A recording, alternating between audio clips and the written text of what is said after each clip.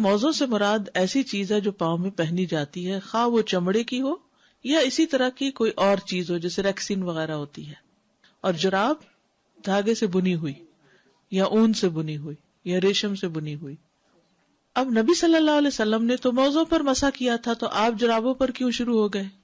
ابو ہریرہ رضی اللہ عنہ سے روایت ہے کہ رسول اللہ صلی اللہ علیہ وسلم سے سوال کیا گیا تو کہا گیا، اے اللہ کے رسول، آپ کا اس آدمی کے بارے میں کیا خیال ہے جو بے وضو ہو جاتا ہے پھر وضو کرتا ہے اور موزوں پر مسح کرتا ہے، تو کیا وہ نماز پڑھ سکتا ہے؟ آپ نے فرمایا، ایسا کرنے میں کوئی حرج نہیں، یعنی موزوں پر مسح کرنا جائز ہے. یعنی آپ سے جب سوال کیا گیا تو آپ نے اس کا جواب دیا.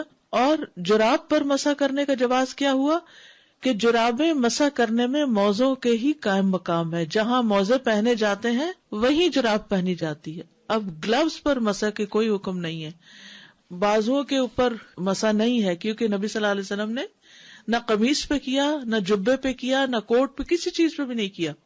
تو اس لیے جرابیں موزے کے قائم مقام ہے، یعنی انہی جیسی چیز ہے، اس لیے اس کا جواز ہے.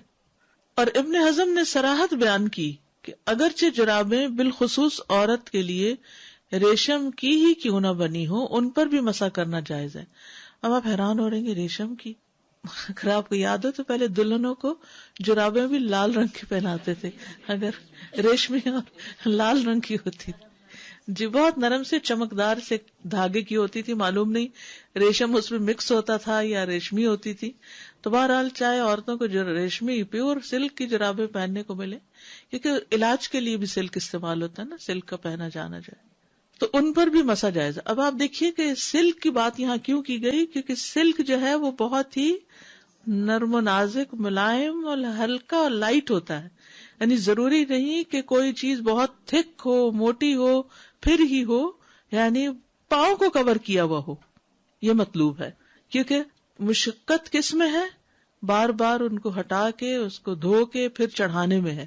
خاص طور پر آپ دیکھیں جو مرد حضرات ڈیوٹی کے لیے یونیفارم پہنتے ہیں، پولیس آفیسرز ہیں، آرمی آفیسرز ہیں، یا اسی طرح سرد ممالک میں رہنے والے لوگ کہ جو سارا وقت ان کو پہننا ہی پہننا ہوتا ہے، کیونکہ اگر ننگے پاؤں رہیں گے تو بیمار ہو جائیں گے، اور اگر ہر وقت اتار کے دوبارہ پاؤں دھوئیں گے تو اس میں کس قدر مشقت ہے.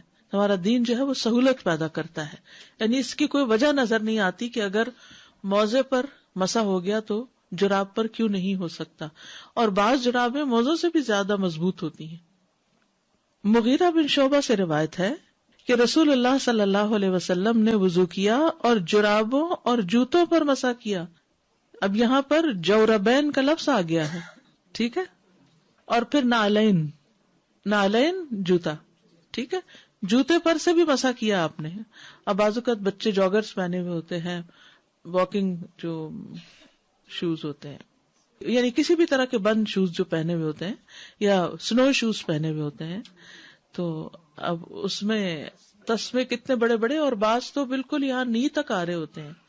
اس قسم کے بھی جوتے ہوتے ہیں، سنو شوز وغیرہ. یا بہت سرد علاقوں میں، آپ ٹھنڈے علاقے میں رہتے ہیں مگر اس سے بھی ٹھنڈے علاقے ہیں دنیا میں کہ جہاں مسلسل ایسی چیزیں پہننی پڑتی ہیں. حضرت انس سے مروی ہے کہ وہ جرابوں پر ایسے ہی مسح کرتے تھے جیسے وہ موزوں پر کرتے تھے. حضرت انس نبی صلی اللہ علیہ وسلم کے ساتھ کتنے سال رہے ہیں؟ 10 سال. تو انہیں نہیں پتا چلا ہوگا کہ آپ کیا کر رہے ہیں اور کیا نہیں کر رہے. وہ آپ کے حکم کی خلاف ورزی تو نہیں کر سکتے تھے. تو حضرت انس جو ہے وہ بھی جرابوں پر مسح کیا کرتے تھے.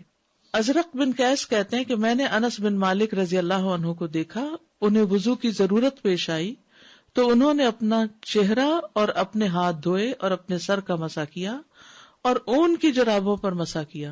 اب اونی بھی آ گئی، ٹھیک ہے. تو میں نے کہا کیا آپ ان پر مسح کرتے ہیں؟ انہوں نے کہا یہ بھی موزے ہیں لیکن اون کے بنے ہوئے ہیں، یہ بھی موزے ہیں. اور ہمارے ہاں اردو میں اون سے بنے ہوئے کو جرابیں نہیں کہتے، موزے ہی کہتے ہیں نا، ان کو بھی موزے کہا جاتا ہے. تو اس سے کیا پتا چلتا ہے کہ ہر طرح کی جرابوں پر مسح کر سکتے ہیں، پتلی جرابوں پہ بھی کر سکتے ہیں، موٹی پر بھی کر سکتے ہیں، اگر وہ تھوڑی سی اس میں سے کوئی چیز نظر آ رہی ہو تب بھی کر سکتے ہیں، ٹھیک ہے، سلکی پہ بھی کر سکتے ہیں. شریعت کی مقرر کردہ مدت تک مسح ہوگا.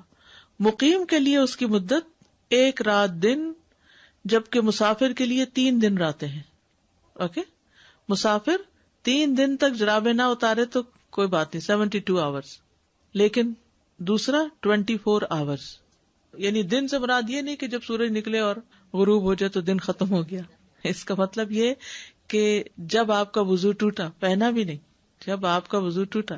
مثلاً آپ نے صبح تہجد کے وقت وضو کیا، جرابیں پہن لی اور اشراق تک آپ بالکل وضو سے رہے. اشراق کے وقت آپ کا وضو گیا تو اس وقت سے لے کر اگلے دن اشراق تک آپ انہی موضوع میں دوبارہ بار بار مسح کر سکتے ہیں. ٹھیک ہے، یعنی صرف موزے پہننے کا ٹائم نہیں کاؤنٹ ہوگا، بلکہ جب وضو، جی ہاں، اس وقت سے 24 آورس. حضرت علی کہتے ہیں کہ رسول اللہ صلی اللہ علیہ وسلم نے مسافر کے لیے 3 دن اور اس کی راتیں اور مقیم کے لیے 1 دن اور 1 رات کی اجازت دی ہے، یعنی جرابوں پر مسح کی مدت. یہ مدت اس وقت شروع ہوگی جب وضو ٹوٹنے کے بعد پہلی دفعہ مسح کیا جائے گا. ٹھیک ہے، یعنی آپ دوبارہ وضو اب کرنے لگے، وضو ٹوٹ گیا پھر مسح کرنے لگے تو اب 24 آور. اور اگر مسح بھی آپ نے 1 گھنٹے بعد کیا تو جب سے آپ کا پھر 24 شروع ہوگا. مقیم کے لیے اس کی مدت 24 گھنٹوں میں ختم ہو جائے گی، جبکہ مسافر کے لیے 72 آورز ہوگی.